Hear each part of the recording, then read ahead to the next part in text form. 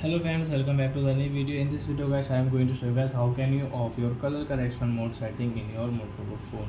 As you can see guys, your icon color has removed, like as you can see this different color type. So how can you off this setting in your Motorola phone guys? In this video guys, I am going to show you friends. So before starting video friends, first of all go and subscribe my channel, click the bell icon and like my video. So friends, now let's start the video. So first of all guys, open your phone setting, then guys scroll it.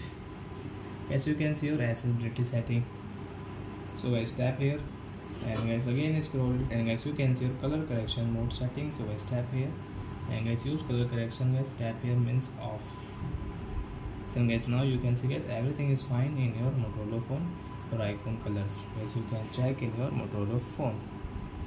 So I hope friends you have understood how to off color correction in Motorola phone. So that's it guys, thanks for watching guys. Now we will return guys next video guys with new topic. Before going guys, please go and like my video, subscribe my channel. Bye bye friends.